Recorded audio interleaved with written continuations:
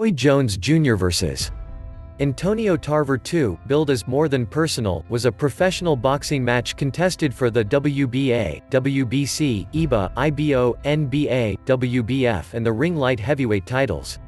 The two men had previously fought each other on November 8, 2003.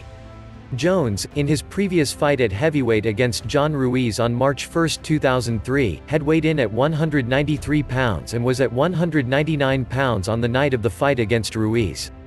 In his following fight, which was Jones' first fight against Tarver, Jones was clearly weakened and slower in the ring after losing 24 pounds to get back down to the 175-pound light heavyweight limit, while Tarver, who had captured the WBC and IBF titles Jones had vacated after his WBA heavyweight title win against John Ruiz in March, was able to land several punching combinations through the course of his first fight against Jones and fought a closely contested fight. However, while one judge scored the bout a draw, 114-114, the other two judges had Jones clearly ahead by scores of 117-111 and 116-112, giving Jones the win by majority decision. Following his victory, Jones initially talked about returning to the heavyweight division to take on Mike Tyson in what would be his final fight. The planned Jones-Tyson superfight never came into fruition and Jones eventually decided to meet Tarver in a rematch on May 15, 2004. Jones got off to a good start and served as the aggressor of the first round using his trademark quickness to his advantage and easily won the first round of the fight on all three of the judges' scorecards. Jones attempted to repeat his success in the second round as Tarver held back, seemingly waiting for Jones to make a mistake. Just over midway through the round, Jones attempted to hit Tarver with a right hand. Tarver however countered with a quick left hook that dropped Jones to the canvas for only the second time in his professional career. Lou Del Valle scored a knockdown against Jones in 1998. Jones struggled to get back up but eventually made it back to his feet, however referee Jay Nady deemed Jones too hurt to continue and quickly ended the fight and Tarver was rewarded with the knockout victory. It was the second loss of Jones' professional career and the first time that he had been knocked out. Jones' previous loss had come via disqualification against Montel Griffin in 1997, a loss which was avenged by Jones with a first-round knockout of Griffin in the rematch later that year. The manner of Jones' loss to Tarver was arguably the biggest surprise in boxing since James "Buster" Douglas had knocked out Mike Tyson on February 11, 1990 as a 42-1 outsider. Jones' loss ended his near-decade reign at the top in boxing's pound-for-pound list. Let's watch the highlights of their fight.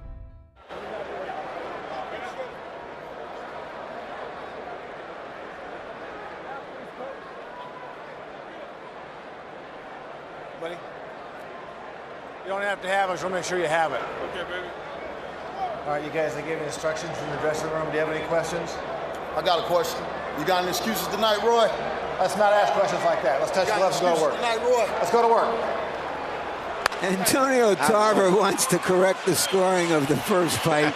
Roy Jones, in effect, wants to avenge a victory that was too close for his comfort.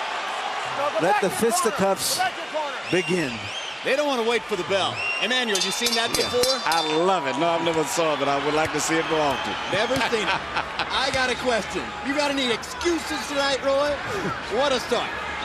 Oh, he's very, very confident.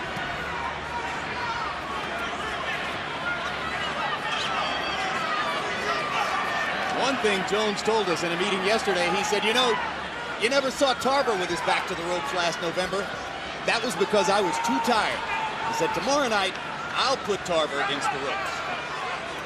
And one of his most effective punches sometimes is that counter jab of Roy's. Whenever southpaw jabs, he likes to counter it real quick by slipping and then shooting his own jab very fast. Now, they feint and face each other and feint again, and the crowd already rested, wonders what's going on. But Larry, what's really happening here is that you have two natural counterpunchers against each other, That's right. And Roy Jones is taking a more positive, aggressive stance, but he's not throwing any punches yet. Neither is Tarver. Neither man wants to go first. Finally, Tarver leads. After about a minute, we see a punch. Yeah, both of these guys are really technical fighters anyway by nature, so this is only normal for them to fight this way. You have to remember that what made the first fight dramatic was the jeopardy that Jones was in. A lot of it was this kind of posturing and looking for position. And up until the times that Roy would actually go to the ropes, a lot of the first fight was this way, until Jones would go to the ropes and say, come on and throw your punches, Antonio. And there were boos in the house during the first fight from time to time. And already Jones is much more active and much more effective in round one. That was the case on November 8th, when he seemed totally out of it those first 2 rounds. And trying to keep the fight right in the middle of the ring where he has an advantage. Straight right hand upstairs, straight right hand to the body. The straight right hand won the fight for Jones in November because he needed to win it that way, pecking to the body over and over with the right hand. But Roy's not going to the ropes at all so far in this fight. And I don't think he's going to be on the ropes hardly at all, particularly early in the fight. If it does, it'll be late on. Well, if he has the stamina to stay on his feet and move, he'll do it. Now they're fighting in the center of the ring, and his hand speed and foot speed is being a problem for Tarver to deal with. Because at this weight, there's never been hand speed and foot speed like Roy Jones. Whoa!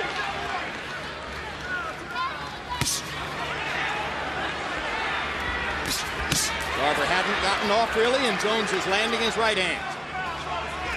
So even though much of the first round was a phony war, posing and staring and looking, Jones has scored enough.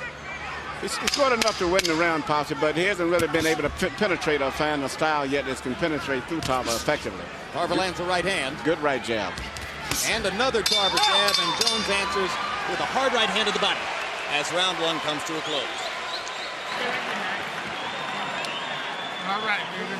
That's what I want. Just keep the control. Keep the control. Put it in the middle. Keep the control. Keep your feints going. Keep your feints going. Okay? Yep. This joke ain't coming to you. Let's keep him going back. Only round one. Let's get that jab working now. Okay, let's get the jab going. Too much respect, Okay? G. Don't give him much Show up, respect. baby. Okay, when he's backing you up, stay low. Stop using that word, respect me. Okay? Okay, baby. So Ain't that no was fucking you. respect Then for let's go out there and get yours. It's your world, G. Then go get yours, baby. Okay? Be the man, Let's go get G. yours. Dick Okay? dick. Same as the last fight. Ain't nothing different. Okay? He's just trying to bully you. Okay? We ain't here for that. Okay, baby? Stay low. Keep that jab working now. Jones's good friend Derek Smoke Gaynor is seated in round two. Between rounds, after listening to Alton Murchison, Jones nearly craned his head all the way out between the ropes to listen to whatever it was Gaynor had to say. So evidently he has a lot of respect for Gaynor. It's interesting, Murchison has been with Roy throughout his entire career, and that's really rare today. It means about going on those 16 years almost. Well, Roy Jones has been very loyal to people who work for him and to his friends. He's a good man, and he's helped a lot of boxers down there in his town. And in addition, he's one of the few guys that continually contributes a lot to helping Joe McClellan. He's been the chief benefactor to McClellan, who has been in distress ever since his 1995 fight with Nigel Benn. Of course, McClellan and Jones were rivals in the amateurs and might have fought each other as professionals. Yeah, you know what? It's still interesting that even though he knew that he may fight Joe, when Joe would fight a lot of fights, he would actually come to the fights early in Joe's career and support and even worked in the corner with him one time. Now in round two, very much the same kind of action that you saw toward the end of round one. Tarver stalking now more aggressively, more concertedly, and seemingly accepting the role of the leader in the counterpuncher's war. And there's a hard left hand by Antonio Tarver. Jones tries to come back with a right to the body and a right upstairs and another right to the middle of the belly. You know, it's interesting. I'm watching Tarver. He seems to still be giving Roy problems. Roy has not found a way still to get a sustained attack against him. And down goes Jones on a hard left hand, and that is the most that Roy Jones has ever been hurt. Only Lou DeVal ever knocked him down. Jones may not get up, and he makes it up. It's over. Jay Nady stops the fight, and Jones is still on Queer Street, and that's a